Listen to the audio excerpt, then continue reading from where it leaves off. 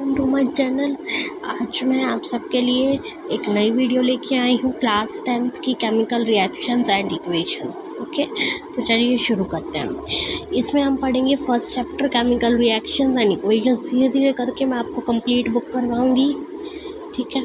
तो यहाँ से स्टार्ट करते हैं। Consider the following situations of daily life and think what happens when.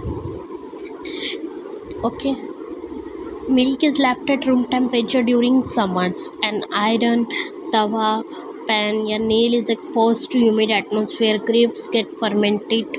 Food is cooked. Food gets digested in our body. We respire. Okay.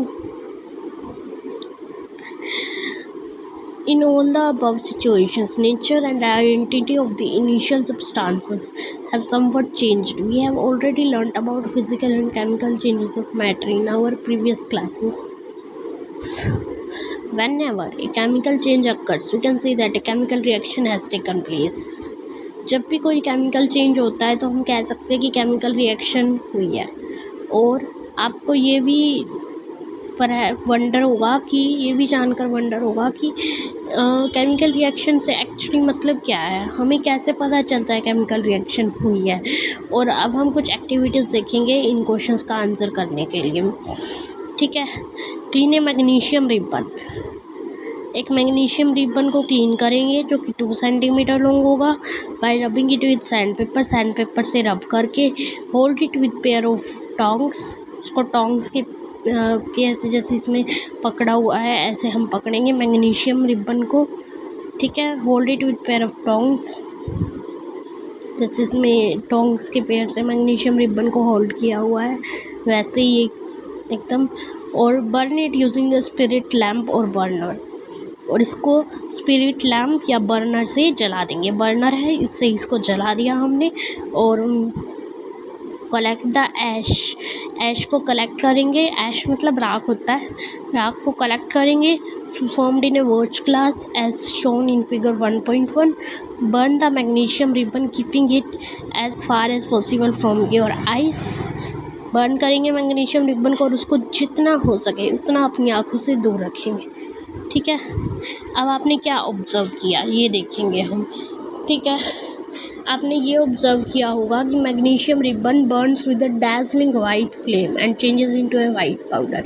आपने देखा होगा कि मैग्नीशियम रिबन जो है वो वाइट पाउडर में तब्दील हो गया है और ये पाउडर जो है मैग्नीशियम ऑक्साइड कहलाता है।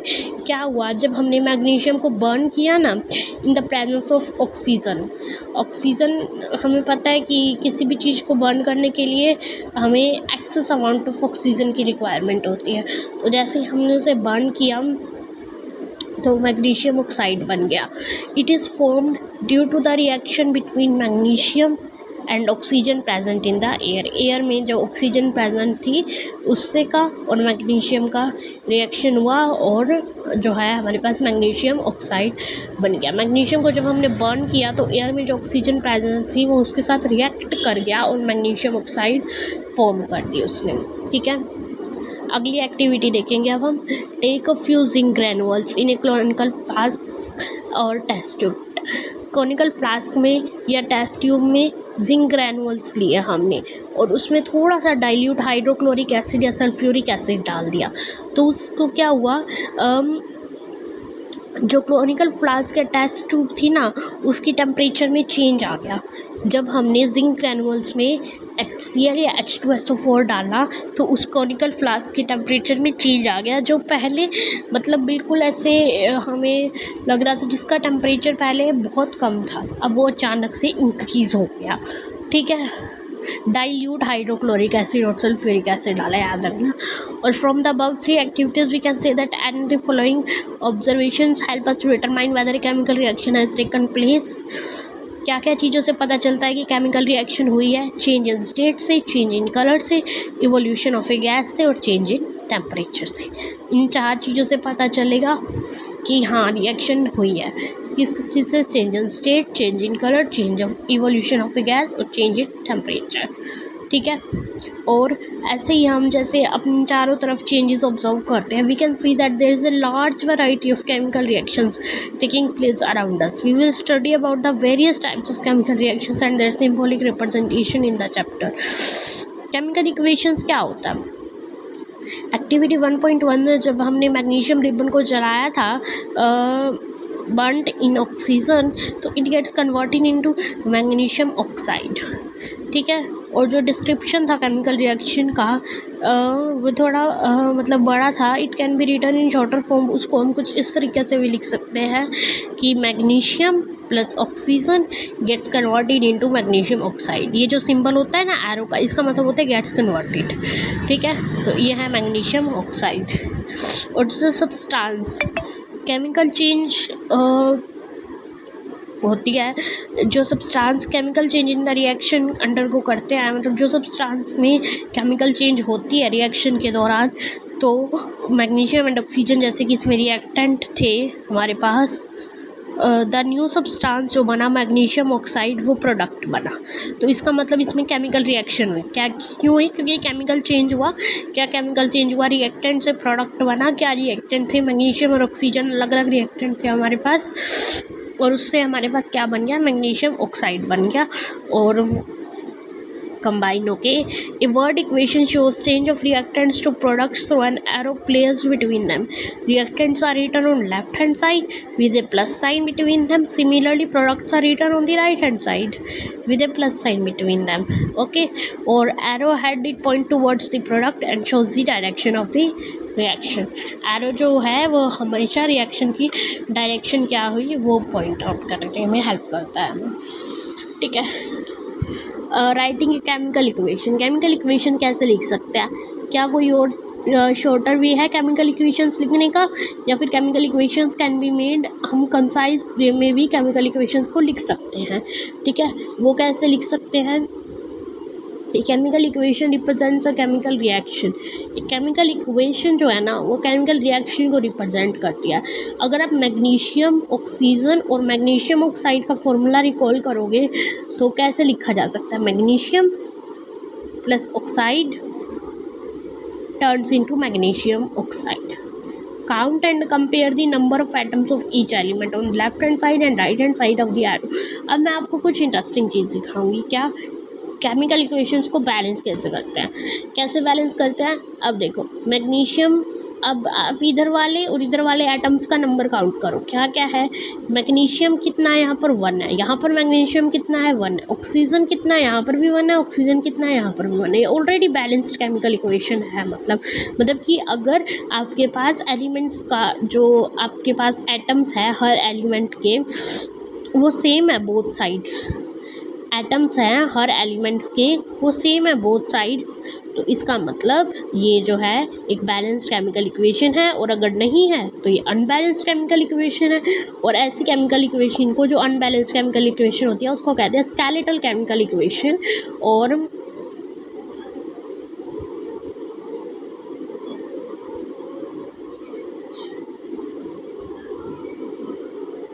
ठीक है, और जो हमारी इक्वेशन 1.2 है वो स्केलेटल केमिकल इक्वेशन है। स्केलेटल क्यों है? क्योंकि देखो ध्यान से देखो, ऑक्सीजन यहाँ पर 2 है, ऑक्सीजन 2 है और इधर ऑक्सीजन 1 है। ये मैंने पहले नोटिस नहीं किया, सॉरी, कि यहाँ पर ऑक्सीजन 2 है और यहाँ पर ऑक्सीजन 1 है। Mg+O2 MgO होता है ना। यहाँ पर ऑक्सीजन 2 है, यहाँ पर ऑक्सीजन 1 है, तो इसको बैलेंस करने के लिए हमें आगे 2 लगाना पड़ेगा। जब हम MgO के आगे 2 लगाएंगे तो Mg2 हो गया, तो यहाँ पर हमें Mg के आगे फिर से 2 लगाना पड़ेगा, तब ये बनेगी बैलेंस्ड केमिकल इक्वेशन, ठीक है। अब बैलेंस्ड केमिकल इक्वेशन के बारे में पढ़ते हैं हम। कंजर्वेशन ऑफ मास का लॉ जो हमने क्लास 9 में पढ़ा था उसे रिकॉल करते हैं। क्या होता है? मास जो है वो ना तो क्रिएट हो सकता है ना ही डिस्ट्रॉय हो सकता है किसी भी केमिकल रिएक्शन में। That is the total mass of the elements in the product of a chemical reaction has to be equal. जो टोटल मास होता है किसी भी एलिमेंट का केमिकल रिएक्शन में, वो रिएक्टेंट साइड और प्रोडक्ट साइड इक्वल होता है। मतलब कि ना तो मास जो है क्रिएट हो सकता है ना ही डिस्ट्रॉय हो सकता है। अगर हम दूसरे शब्दों में कहें तो number of atoms of each element remains the same before and after a chemical reaction. यानी कि नंबर ऑफ़ एटम्स जो होते हैं ना हर एलिमेंट के बिफोर और after the chemical reaction same रहते हैं। Hence we need to balance a skeletal chemical equation. ठीक है, तो इसलिए हम केमिकल इक्वेशन 1.2 जो है उसको बैलेंस करेंगे, जैसे कि हमने पढ़ा अभी। लेटस अब हम दोबारा पढ़ेंगे एक केमिकल इक्वेशन को स्टेप बाय स्टेप हम कैसे बैलेंस कर सकते हैं। जैसे ये जिंक और सल्फ्यूरिक एसिड क्या बनेगा, जिंक सल्फेट और हाइड्रोजन। जैसे हमने एक्टिविटी 1.3 में देखा था कि टेम्परेचर में चेंज आ गया था। वो टेम्परेचर में चेंज किस वजह से आया था, जब हमने जिंक था उसमें सल्फ्यूरिक एसिड डाला था, डाइल्यूट सल्फ्यूरिक एसिड, तो टेम्परेचर में चेंज आ गया था। किस वजह से आया था, क्योंकि वो हाइड्रोजन गैस उसमें से बाहर आ गई थी, मतलब हाइड्रोजन गैस इवॉल्व हुई थी। यही रीज़न था कि हाइड्रोजन गैस इवॉल्व होने की वजह से जो टेम्परेचर है उसमें चेंज आ गया था। ठीक है, जो अबव वर्ड इक्वेशन है ना उसको हम कुछ ऐसे भी रिप्रेजेंट कर सकते हैं कि Zn + H2SO4, ZnSO4 + H2, that is examine the number of atoms of different elements sides of the row ZnHSO। अब देखो Zn यहाँ पर आप लिख लो अलग से, एलिमेंट्स कौन कौन से है, Zn है, H है, S है, O है, और नंबर ऑफ एटम्स क्या है, रिएक्टेंट्स वाली साइड और प्रोडक्ट्स वाली साइड। Zn इधर 1 है, ठीक है, इधर कितना है, Zn 1 है, तो इधर भी Zn 1 है और इधर भी Zn 1 है। और H कितना है, H इधर 2 है और इधर H कितना है, इधर भी 2 है, तो H भी बैलेंस है और Zn भी बैलेंस है। अभी रुको, अभी हम इस कंक्लूजन पे नहीं पहुँचे हैं कि इक्वेशन बैलेंस है, क्योंकि अभी हमारे पास S और O बचा है। तो S इधर कितना है, S इधर 1 है, S इधर 1 है और S इधर 1 है, तो S इधर भी 1 है। O इधर 4 है तो O इधर 4 है और O इधर भी 4 है, तो इसका मतलब ये इक्वेशन क्या है हमारे पास, balanced chemical equation. As the number of atoms of each element is same on the both sides of the arrow, so equation 1.3 is a balanced chemical equation. Let us try to balance the following chemical equation. अब हम इस equation को balance करने का try करेंगे। कैसे हो सकता है balance, Fe + H2O, Fe3O4 + H2। अब देखो इधर Fe का कितना नंबर है, 1, इधर कितना है 3, तो हम क्या करेंगे, Fe के आगे 3 लगा देंगे। ठीक है, Fe के आगे 3 लगा देंगे और H2 कितना है, इधर 2, इधर H2 कितना है 2, तो मतलब इधर भी H2 है, इधर भी H2 है, तो H2 बैलेंस है। और O कितना है, इधर 4 और इधर कितना है, O 1, तो इधर O के आगे 4 लगा देंगे।